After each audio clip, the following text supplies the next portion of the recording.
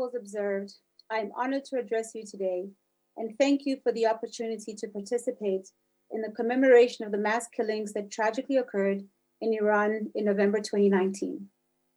Almost a year ago, after 2 days of nationwide anti-government protest against the tripling of gasoline prices across Iran, security forces responded by opening fire on demonstrators. At least 4,000 people were injured and 1,500 killed, 400 of which were women and 29 children. The protesters were unarmed and largely unemployed or low-income youth. These unlawful killings were followed by the arrest, detention, and torture of 12,000 protesters and their families. In a cruel continuation of brutality, even family members that held memorials for their murdered loved ones were arrested. Unfortunately, these merciless acts of systematic repression have and are continuing.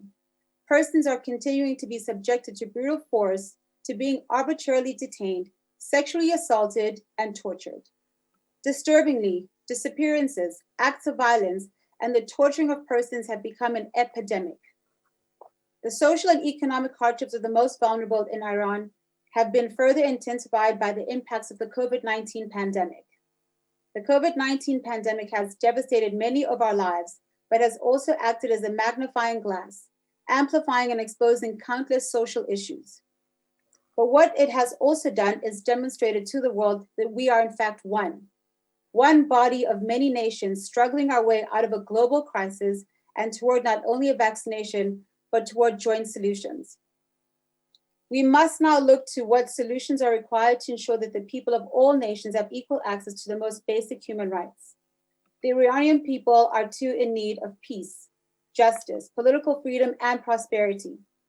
Now is the time to act against the many crimes against humanity that have become normalized in Iran.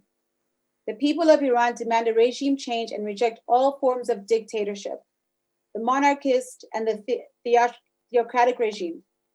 They demand and deserve a republic based on democratic elections, gender equality, separation of religion and state, freedom of thought and expression, as well as an end to discrimination against religious beliefs. The horrifying crisis that the people of Iran have had to endure reminds me of my grandparents' struggle during the apartheid era in South Africa. My grandparents, Winnie and Nelson Mandela, alongside many other heroes, sacrificed their lives, families, and liberties in seeking freedom and justice for all. In fighting for democracy and equality, they were labeled terrorists and imprisoned. My grandfather was imprisoned for 27 years, and my grandmother 491 days, most of which she spent in solitary confinement. Winnie Mandela and many other anti-apartheid activists were detained under the Terrorism Act, a piece of apartheid legislation designed for the security police to hold and interrogate people for as long as they wanted, and through whatever means necessary. However, the anti-apartheid regime was unable to diminish the dignity and dream of an unequal future of millions and millions of South Africans. In protest against South Africa's system of apartheid, disinvestment in South Africa was advocated, as well as boycotts and sanctions implemented by the international community aimed at the removal of the apartheid system. Similar to South Africa, the people of Iran have turned to the international community to boycott the regime and to engage in actions that legitimize commercial and political relations with the oppressive regime. The National Council of Resistance of Iran, led by its president-elect, Mrs. Maryam Rajavi, is the Iranian people's opposition to the current regime and is a coalition of democratic forces. One of the members of this coalition is the People's Mojahedin Organization of Iran, which is also known as MEK. Over the past 40 years, the current regime has executed 120,000 people for political reasons, most of which are members of the People's Mojahedin Organization of Iran. Mrs. Maryam Rajavi has developed a 10-point plan for the future of Iran, a plan that affirms the people's sovereignty in a republic founded on universal suffrage and pluralism, supports social, religious, and political freedoms, and calls for the disbanding of oppressive forces and institutions. It seeks justice for those massacred and prohibits torture and demands the abolishment of the death penalty, ensures gender equality and equal participation and the protection of women.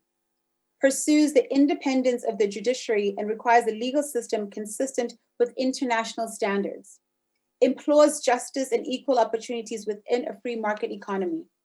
Lastly, provides for a non-nuclear Iran as well as the protection and rehabilitation of the environment. My grandfather said, "Since my release, I have become more convinced than ever that the real makers of history are the ordinary men and women of our country." This is our time to demonstrate and spread the African philosophy, Ubuntu, which means I am because you are. As a global village, we are each responsible to stand up and stand together with the people of Iran in their fight against oppression, dictatorship, injustices, and inequalities. As we remember the martyrs of the November 2019 demonstrations and the ongoing struggles of the National Council of Resistance of Iran, we must remember that there is no easy walk to freedom. My grandmother said that if you are to free yourselves, you must break the chains of oppression yourselves. My mission in life is not only to survive, but it is to thrive. Let us stand together in solidarity and compassion and support Mrs. Maryam Rajavi's plan for the future of Iran. Now is not the time for silence and inaction. We must forge a way forward together and to find a collective voice against Iran's regime for the freedom and prosperity of this generation and the next. Amandla.